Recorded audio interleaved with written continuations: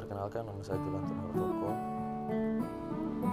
kuliah di Universitas Nusa Cendana Kupang, jurusan Ilmu Politik semester 4. Pada kesempatan kali ini akan menjelaskan tentang pengertian konsep dan teori ekonomi politik. Pengertian konsep ekonomi politik. Ekonomi politik merupakan manajemen terhadap perekonomian dalam sebuah lembaga, baik dalam negara maupun institusi publik yang lebih kecil.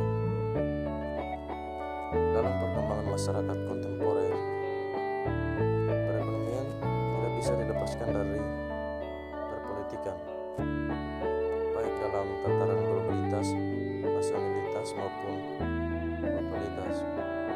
Dalam sejarahnya, bentuk-bentuk sistem ekonomi akan mempengaruhi sistem politik, dan dialektika masyarakat dalam memposisikan diri terhadap sistem yang melingkupinya.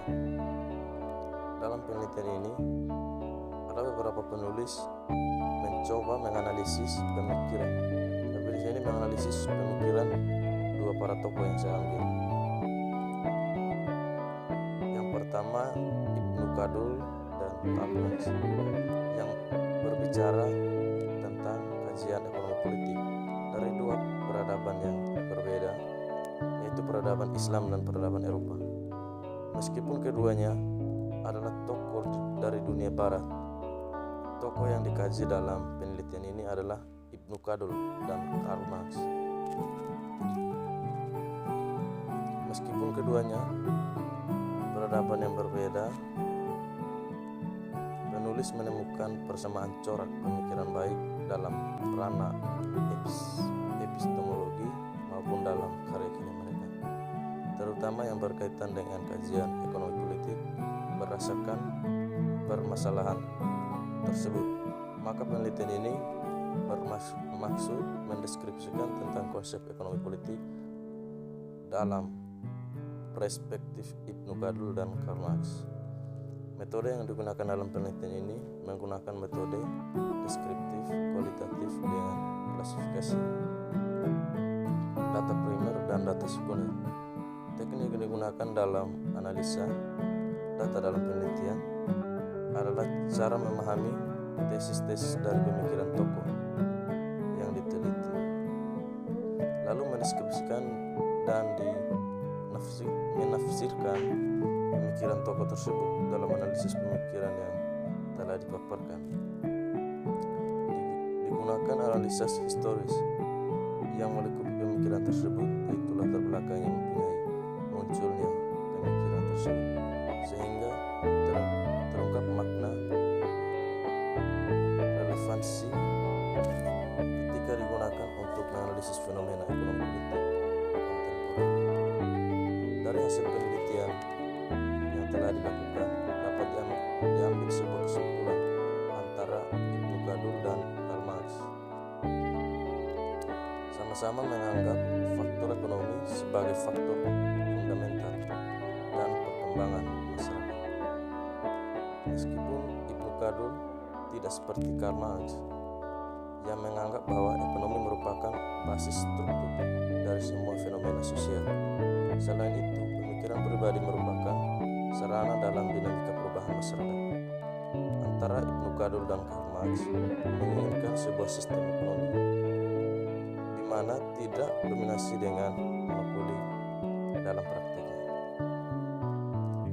Meskipun mereka berbeda pendapat dalam bentuk sistem, Ibnu Khaldun menginginkan pasar bebas tanpa campur tangan dengan Marx,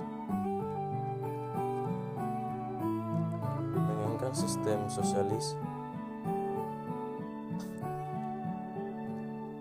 yang menginginkan produksi memiliki bersama, tetapi antara keduanya mempunyai akar yang sama, di mana daya beli hak milik masyarakat adalah merupakan faktor penentu dari dinamika permintaan dan penawaran.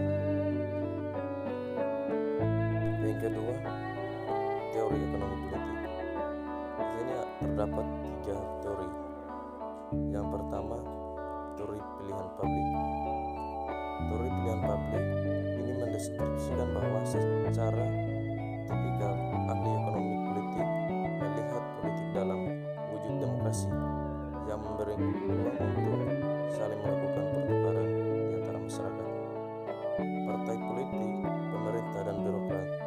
Dalam konsep tersebut, masyarakat memilih diposisikan sebagai pembeli barang, kolektif atau publik, sedangkan pemerintah dan partai politik dipertimbangkan sebagai alternatif penyedia kebijakan publik yang berarti barang atau jasa.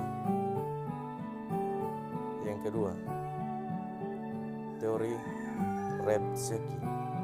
Teori ini pertama kali diperkenalkan oleh Bruegel pada tahun 1974, yaitu membahas tentang praktik untuk memperoleh keuta impor yang keutanya sendiri dimaknai sebagai perbedaan antara harga batas atau border dengan harga domestik.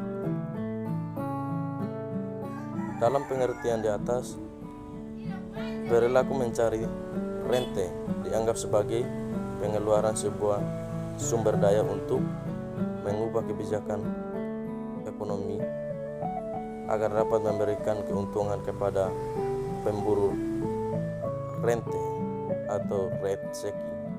Secara teoritis, kegiatan mencari Redzeki harus dimaknai secara netral karena individu atau kelompok bisa memperoleh keuntungan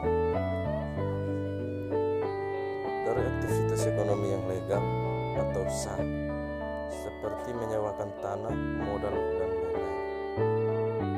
Konsep ini dalam teori ekonomi politik klasik tidak dimaknai secara negatif sebagai kegiatan ekonomi yang menimbulkan kerugian, bahkan bisa berarti positif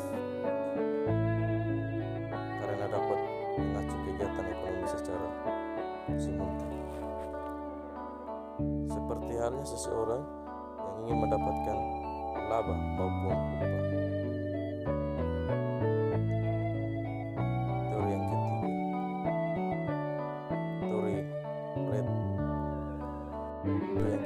teori redistributif, pembinas, dan keadilan.